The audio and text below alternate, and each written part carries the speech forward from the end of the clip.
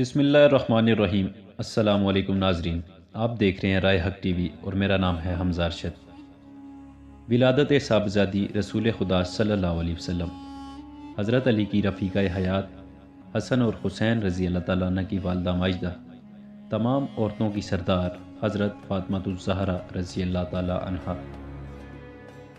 روایت ہے کہ سیدہ فاطمہ رضی اللہ تعالیٰ عنہ کی پیدائش سے پہلے ایک روز رسول خدا صلی اللہ علیہ وسلم نے حضرت خدیجہ رضی اللہ تعالیٰ عنہ سے مسکراتے ہوئے فرمایا، مجھے جبریل امین علیہ السلام نے خبر دی ہے کہ تمہارے شکم مبارک سے ایک لڑکی کی ولادت ہوگی جو عورتوں کی سردار اور ان سب سے افضل ہوگی۔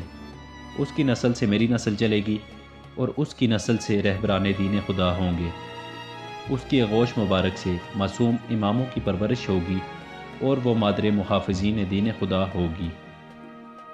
جب حضرت فاطمہ رضی اللہ تعالیٰ عنہ کی ولادت و باسعادت کا وقت نزدیک آیا تو حضرت خدیجہ نے زنان قریش کی طرف پیغام بھیجا کہ آپ آئیں، میری مدد کریں، جیسا کہ عورتیں ان لمحات میں ایک دوسرے کی مدد کرتی ہیں۔ لیکن ان عورتوں نے صاف انکار کر دیا اور کہا بھیجا کہ اے خدیجہ رضی اللہ تعالیٰ عنہ، تم نے ہم لوگوں کی مرضی کے خلاف یتیم محمد کے ساتھ شادی کی اور دراندیشی کو تو نگری پر تجدید دی، لہٰذا ہم تمہارے کاموں میں شرکت سے معذرت خواہ ہیں۔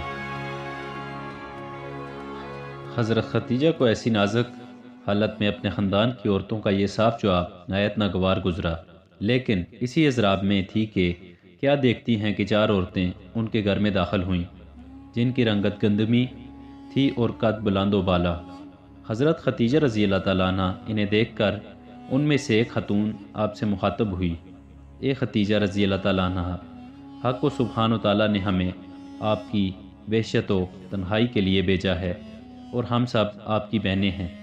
میں سارا مادر حق حضرت اسحاق علیہ السلام ہوں اور یہ دوسری خواتین مریم علیہ السلام بنت عمران، آسیہ بنت مزاحم اور یہ حضرت موسیٰ علیہ السلام کی بہن ام کلثوم ہیں، اور ہم سب یہاں بیشت بری میں تمہاری رفیق ہیں۔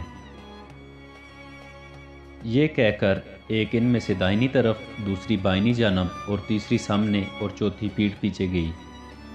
پس جناب سیدہ فاطمہ رضی اللہ تعالیٰ عنہ پاک و پاکیزہ پیدا ہوئیں اور جب وطن مادرے سے زمین پر تشریف لائی تو اس قدر نور و ساطع ہوا کہ مکہ کے گھر روشن ہو گئے، اور مغرب و مشرق میں کوئی گھر ایسا نہ رہا جو اس نور سے منور نہ ہو گیا ہو۔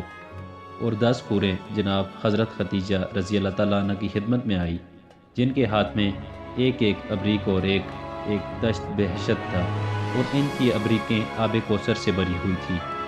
وہ مختومہ جو جناب خدیجہ رضی اللہ تعالیٰ عنہ کے سامنے بیٹھی ہوئی تھی اٹھ کھڑی ہوئیں، اور انہوں نے جناب سیدہ فاطمہ رضی اللہ تعالیٰ عنہ کو اپنے مبارک ہاتھوں پر اٹھا کر اسی آب کوثر سے غسل دیا جو قرآن جنہ فردوس معلیٰ سے اسی واسطے لائی تھی۔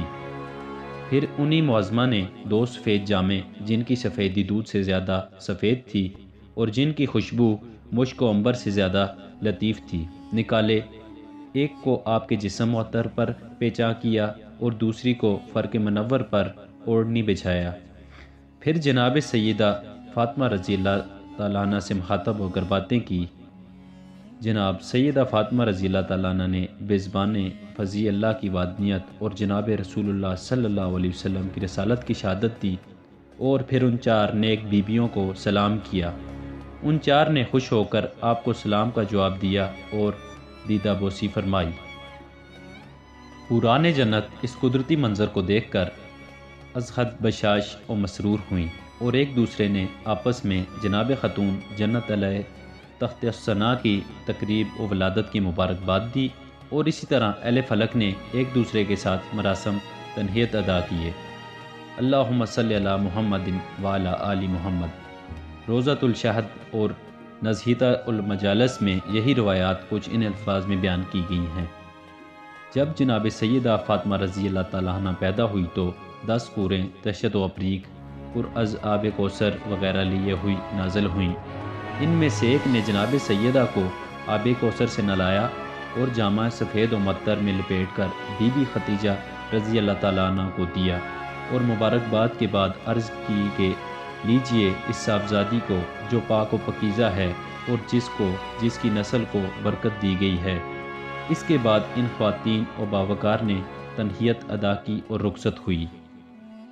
Thanks for watching this video. اگر آپ کو ویڈیو پسند آئی ہے تو ویڈیو کو لائک ضرور کر دیجئے گا۔